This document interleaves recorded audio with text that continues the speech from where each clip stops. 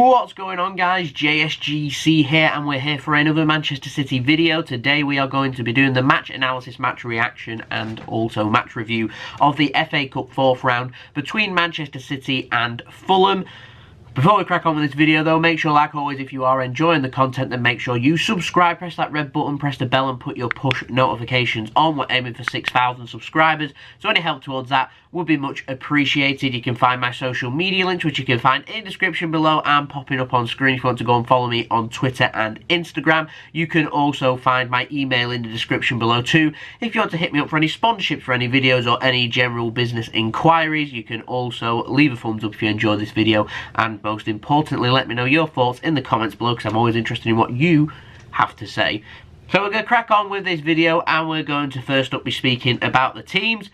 I nearly predicted the Pep Guardiola team. I remember someone leaving in the comments saying that I never get team selections right, and I always seem to get around 6, 7, even 8 teams right, but getting a Pep Guardiola 11 right in a cup game too is extremely difficult, but I nearly did it. 10 out of the 11 I managed to get. I had Rodri to start. Rodri didn't start. Went with David Silva, who was injured in the last game against Sheffield United. I thought he'd have been rested, but he was brought in, you know, keep things unpredictable, so we saw Silva come in. Laporte obviously rested. There's no problems with his injuries or anything. He's just going to be rested. I wasn't expecting to see Emerick Laporte in this game, and we didn't, obviously.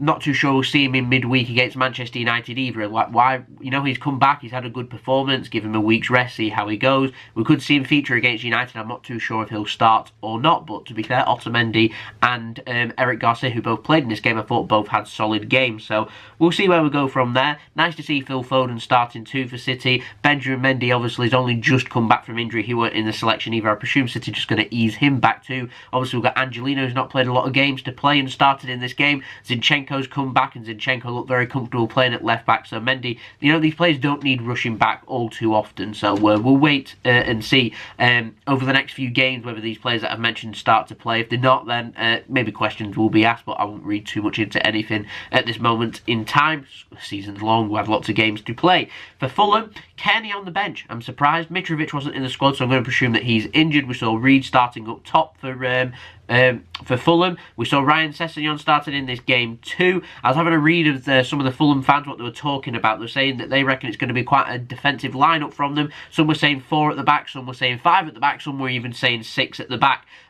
Defending really deep is what I was expecting from Fulham, which kind of surprised me from it, but and the midfield was going to drop deeper for them too. So I'm not too sure. I know they're a team that like to pass and be able to play football, but when playing defensive football, they're going to be kick and chase. I wasn't too sure what they're going to be looking for, but I anticipated that City might struggle to try and break them down, so to break them down early would be great for us. Otherwise we're just going to resort to plan B, which is just putting in a ton load of crosses, which obviously ended up not happening because City did break them down early. So into the first half, 7 minutes in, City were awarded a penalty. Tim Ream of Fulham, he was sent off. He's their centre-back, spoke about him in my preview. He's an experienced defender, been at Fulham now for several years. Big blow for them to get him sent off. He was last man tugging away at Gabriel Jesus. Jesus can't get his shot away. He goes down instead. Referee gives a penalty. He stopped a goal scoring opportunity, in my opinion. A foul, yeah. He's last man too, so no real defences there. I thought the correct decisions were made. I'm sure Fulham fans will probably disagree with that, and if it was given against City, I could probably maybe argue a case, but you're going to tug and pull when you're the last man. You are running the risk, and you always run the risk when you're making a challenge, you don't get the ball and you take the man. It's always going to happen, and when you're the last man to a goal scoring opportunity in the penalty area too, it's going to be difficult. Nice build-up play for City to get the ball in, by the way. So decent from our point of view, an absolute disaster from Fulham's point of view there. Job trying to sit defensively. I anticipated them going full 10 men behind the ball, so it was important this spot kick went away. Of course, there's been lots of talk about Manchester City and penalty kicks. Gabriel Jesus was on the pitch, but didn't take the penalty. I find that interesting. Ilkay Gundogan was on the pitch and ended up tucking it away low to the goalkeeper's right-hand side. Or if you're looking at it from a City perspective, just putting it into the left-hand corner. Nice and low. Good power onto it. Right into the bottom corner. Keeper dived the right way. It's just too low and it's too hard and it's in the corner. He can't get to it. Really accurate penalty from Ilkay Gundogan. Fantastic penalty. And in my opinion, if he's on the pitch, should be Manchester City's penalty taker, even if Sergio Aguero is on the pitch.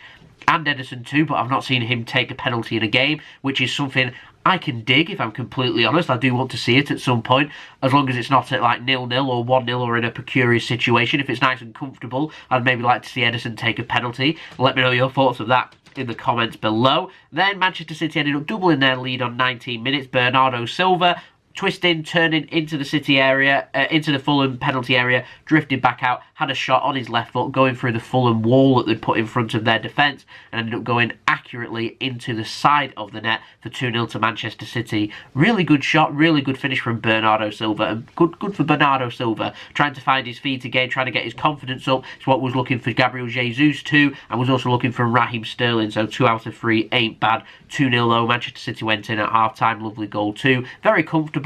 Fulham struggling a lot, chasing shadows, and struggled from the sending off, as you would expect. Manchester City had taken a strong team and put them out, taking the cup seriously yet again, as you expect from Pep Guardiola, and so Manchester City ended up getting a couple of goals. Was always good. I could nitpick and say that Manchester City perhaps should have had 3 or 4. We weren't at our clinical best, I didn't think, in this game, but when you're 2-0 up at half-time, when you made so much squad rotation and so many changes, I'm not going to argue too much. If you're offering me 2-0, Fulham are down to 10 men and were comfortable at half-time, take that every single day of the week. Fulham, I'm not too sure what they wanted from the game. Obviously, their priority is the Championship. They all wanted to get battered in this game. They've lost the game in the end 4-0, but 2-0 down, 10 men. What was their mentality going like into the second half? I said it's a big test, this, physically and mentally for them. How would they get over this into the second half? If they saw that out at 2-0, I imagine Fulham would take a lot of positives from the game. Ended up not happening in the second half. It was a bit of a drab second half until it got going. 72nd minute, finally Manchester City could relax, ended up getting that third goal as Gabriel Jesus made it 3-0. Cancelo on the right hand side put in a good cross, and there was Gabriel Jesus with a really good header into the ground. Makes it very difficult for keepers to read and judge where that ball goes. Really good header into the back of the net. There's a VAR check for offside. Gabriel Jesus was in fact onside. Goal was given, Manchester City get the job done 3-0. Then, just like buses, you wait quite a while for your bus to come, then 2 come at once. Then 2 goals came at once. Gabriel Jesus was there once again with his head to make it 4-0. This time Phil Foden got into the penalty area, into a good position, on the left-hand side, on his left foot, gets a shot away. I'll speak about Phil Foden in a moment. Gets a shot away. It's well saved in my opinion from the keeper, and Gabriel Jesus reacts quickest, gets his head onto it and makes it 4-0. So full time 4-0 Manchester City. 5th round. Here we come. Job done really. I'll check the stats. Interesting this. 70% possession to 30% possession for City to Fulham. 20 shots from City, 6 on target, 4 goals. Now 20 shots, 6 on target is something that we can improve on most certainly going forward into this game. But 6 shots, 4 goals is really good from City. 1 shot from Fulham, 1 shot on target. Bravo is in net. And we've kept a clean sheet. Managed to save it well. It was Reed who had the shot. And so well saved from Claudio Bravo. That'll do him the world of good. 2 consecutive clean sheets from City from 2 different goalkeepers. The defence will feel much better. Bravo will feel much better. All the City defenders will feel much better. And Ederson will feel much better too. So really good from us. In terms of our passing, 696 passes. Just shy of 700 passes. 93% pass completion rate. That is absolutely fantastic. 301 passes from Fulham at a 79% pass completion rate. The working out and playing out from the back from Fulham was excellent in this game, and I really do appreciate how they were playing. They were just they weren't too sure how to get forward and break City down. When you've gone down to 10 men early on, it's always going to be difficult to do that. City created 3 clear-cut chances, just 21 crosses put in the box from us, connecting with 5. That's not too bad from our standard. Just 1 ball put into the box from Fulham and ended up them obviously not connecting with their cross. City ended up having 6 corners, having more corners in the game. More tackles from Fulham. I imagine they're going to dominate these defensive stats because they sat very deep. 12 interceptions compared to City's 5. They had more blocks, more clearances, more headed clearances, and they were very strong with their aerial duels too, Fulham, winning 11 of their 16, with City winning 5 of their 16. So Fulham defensive stats pretty solid. It's just City had so much quality, which is why we've ended up winning this game 4-0, because easily if they go up against a team that on their day aren't as clinical, as could easily have finished just 1-0 or 2-0. So Fulham can keep their heads held high. But to me, they were more negative than what I was expecting them to be. I know that they like to play nice passing football. I thought that they'd have a real go, but the problem is they went down to 10 men so early, and that really is the I'm going to say it's an excuse, but it's not an excuse. It's a justifiable reason for them to lose this game because it's just so difficult. The game plan goes out the window. You go 1-0 behind. It's something that Tim Ream didn't need to do. Obviously, you're thinking on your feet, and it's very difficult in that spare, quick, split moment where you go and make that decision. Do you bring him down or do you let him have that shot? Obviously, it's very difficult making that decision. You think, I'll bring him down. He gets sent off, you run the risk, penalty, but if he misses that penalty, they're on top of the world. 10 men then, what can they make happen? Can they shock Manchester City?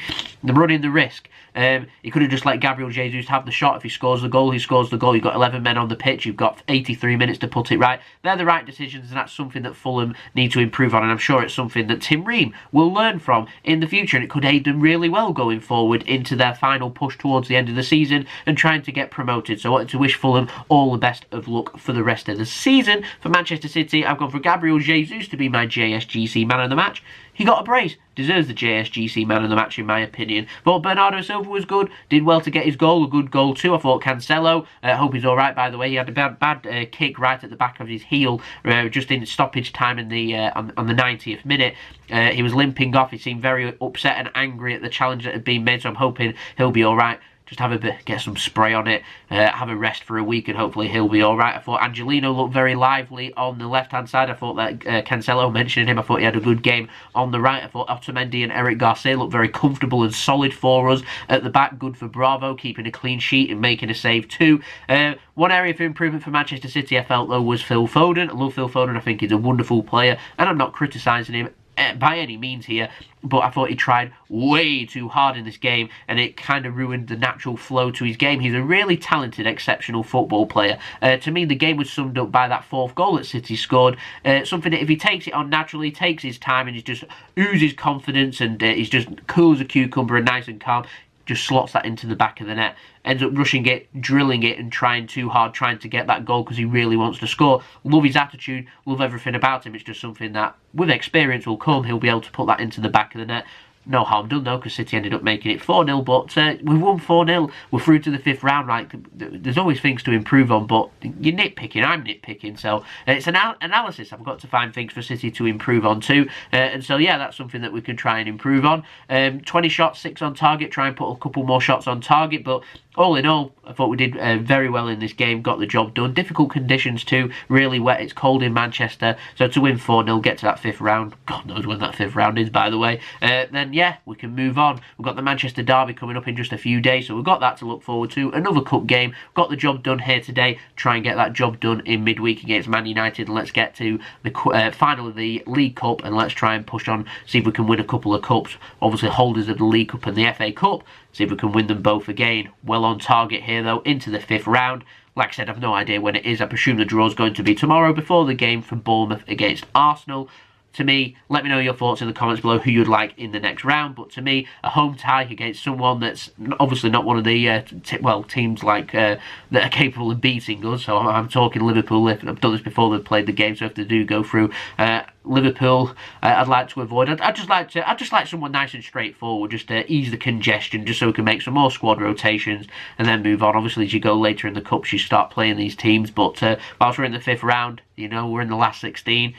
Just, yeah, give me someone nice and simple at home, somewhere I can make squad rotations, somewhere we can get the job done would do me much better. So there we go, that's been the video. Hope you enjoyed the video. Leave a thumbs up if you enjoyed this video. Also, leave your thoughts in the comments below. Who do you want in that 5th round? Let me know your thoughts on the performance from this game. Like, comment, share, subscribe. Make sure you press that red button, press the bell, put your push notifications on. Aiming for 6,000 subscribers. Social media links, Twitter and Instagram in description below and popping up on screen if you want to go and follow me on there. And don't forget also my email in description below if you want to hit me up for any sponsorships, for any videos, or any general business enquiries. And I'll see you all again for the next Manchester City video. We're running daily Manchester City transfer updates from now until the end of the January transfer window. Plenty of content to come. We've also got previews, analysis and everything else to look forward to, so I'll see you then. So it's been JSGC. Hope you'll have a wonderful rest of your day.